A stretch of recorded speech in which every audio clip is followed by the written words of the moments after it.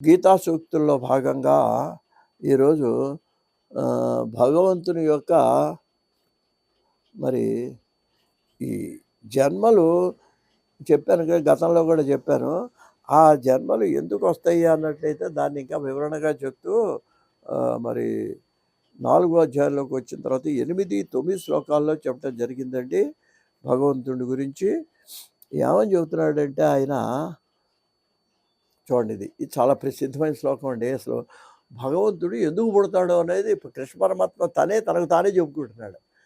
పరిత్రాణాయ సాధూనాం వినాశాయ చ దుష్కృతాం ధర్మ సంస్థాపనార్థాయ సంభవామి యుగే యుగే. ఓ అర్జున, నేను ప్రతి యుగంలోనూ పుడుతున్నానయ్యా. ఎందుకు పుడుతున్నానో తెలుసా? 2 కారణాలు. ఒకటి, సాధూనాం పరిత్రాణాయ, సత్పురుషులను రక్షించడం కోసం. పరిత్రాణాయ సాధూనాం.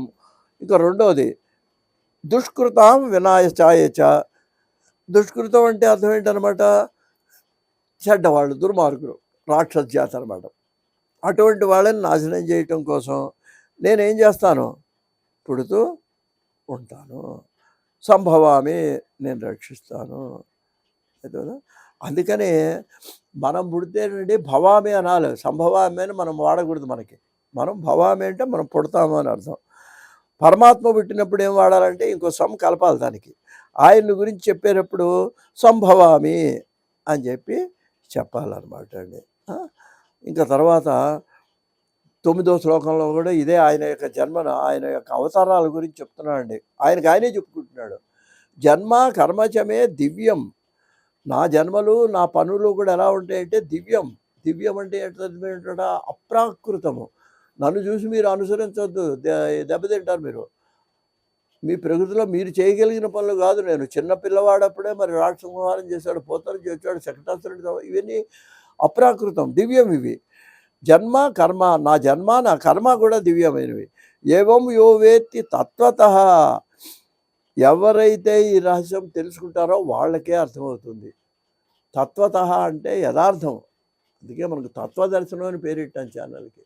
తత్వం అంటే ఉన్న వాస్తవం చెప్పాలి. ఏదో కల్పించి బసిబూసి మారేడికాయ చెప్తే ఉపయోగం ఏముందండి?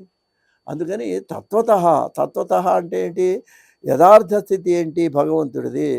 దీన్ని ఎవడైతే తెలుసుకుంటాడో వాడు త్యక్తా దేహం పునర్జన్మ నైతి మామేతి సోర్జున.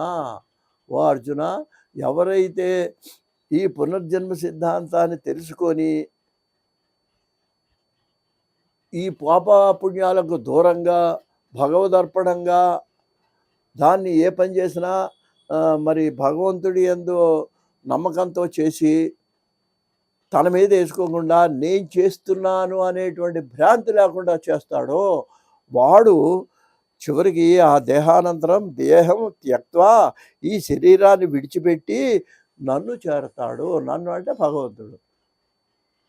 అర్జున, పునర్జన్మం నా ఏతి, వాడు పునర్జన్మను పొందడు అని 9వ శ్లోకంలో ఘంటాపదంగా చెబుతున్నాడండి. అది మనం గమనించాలి. ఇది భగవంతుడు అవతారాలు ఎత్తున్నాడు, మనం పునర్జన్మ పొందుతున్నాం. ఎందుకు పొందుతున్నాం? పాపపుణ్యాల వలన. పాపపుణ్యాలు నేను చేస్తున్నాను అంటే జన్మ, నాకు సంబంధం లేదు, ఏదో నా కర్మ కొద్దీ చేస్తున్నాను, ఇదంతా భగవంతుడు చేయిస్తున్నాడు, నాకేం దీంతో సంబంధం లేదు అనుకుంటే జన్మ లేదండి. అంత అనుకోవటంలోనండి భావన మాత్రం సంతుష్టాయ నమః లలితాదేవి. అందువల్ల మనం ఆ విధంగా కనుక మనం జీవితాన్ని గడిపినట్లయితే, మమకార అహంకారాలను వదిలిపెట్టి జీవితాన్ని గడిపినట్లయితే, భగవదర్పణ బుద్ధితో పనులు చేసినట్లయితే జన్మరాహిత్యం పొందుతామని మనవి చేస్తున్నది భగవద్గీత. స్వస్తి.